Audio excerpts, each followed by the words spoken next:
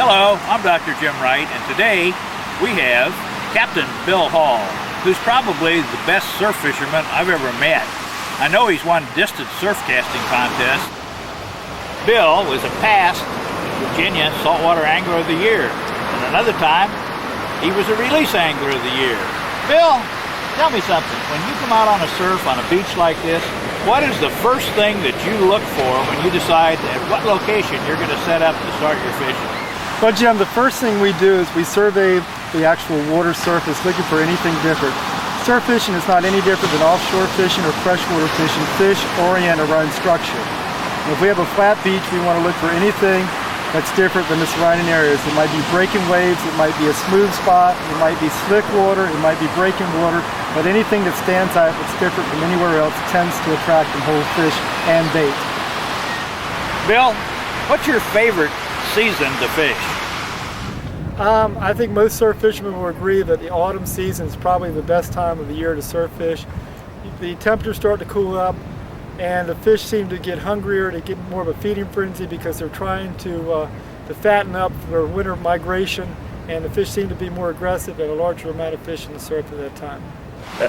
Bill, there aren't any tackle shops out on the beach. How do you decide what's going to be the essential tackle that you take with you? Well, you're right, Jim. Unless you're fortunate enough to fish on the Outer Banks or some location where you can actually drive a vehicle on the beach, you're limited to what you can carry. And for most people, most hardcore surf fishermen, a 5-gallon bucket is the all-purpose vehicle for transporting tackle. As a rule, with the exception of my rods, reels, and little bait cooler, everything that I take, I fit into a 5-gallon bucket. For example, I've got mine with me right now. Since we're getting ready to do a little fishing, I'll show you exactly what I bring when I go surf fishing.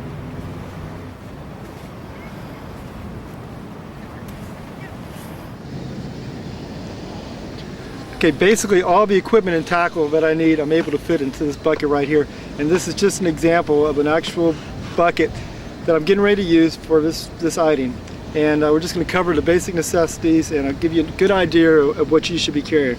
First, protection from the sun is always paramount. We hear all this about skin cancer, and I've lost some good fishing buddies of mine to skin cancer, so we're always conscious of protection from the sun. So one thing I have is a hat to keep the sun out of my eyes and to give me a little bit of shade, and some sunscreen, a small container of sunscreen I use for my face and my hands. Any exposed skin really should be protected.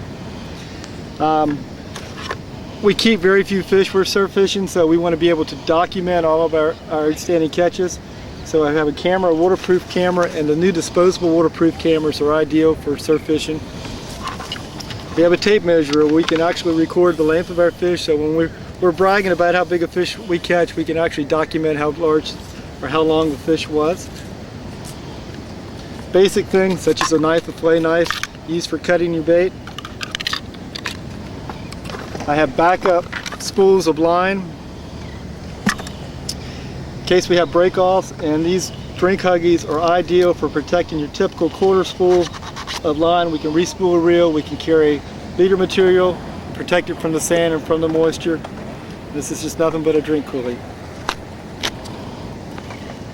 We have extra leader material. This is 30-pound leader material. It's actually just mono that we use for shock leaders. And we have an assortment of baits and rigs. A hand gaff for extra large fish that we're pulling up through the surf. A pair of cutters.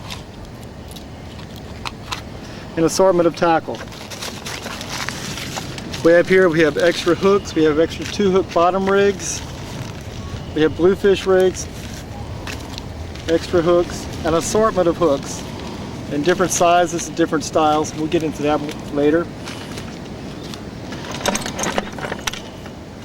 We have some of our bluefish lures, Spanish mackerel lures. We want to be prepared for whatever opportunity the waters provide us. And we have a variety of sinkers. We have our typical round bank sinkers, and these actually move in the water as the wave action and currents strike them. They'll actually roll on the bottom, which is good for fish that lie in ambush, such as flounder. We have our typical pyramid sinkers, which have extra holding power compared to the same weight of the bank sinker. And then we have a special modified pyramid sinker called a hurricane sinker, and it incorporates the best of both worlds. You have the triangular head, which digs into the sand, and a round bottom, which keeps it anchored.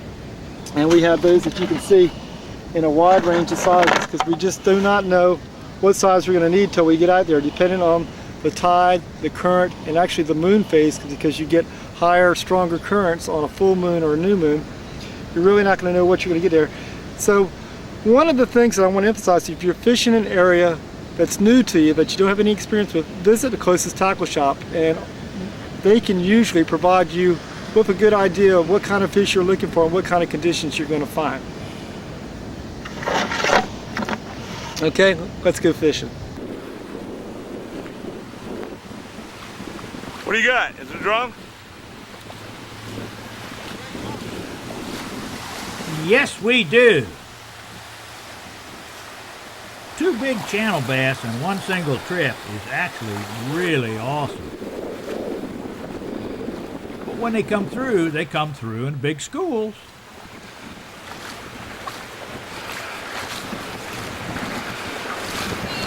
Good job. Put it in the holder. Put it around the holder.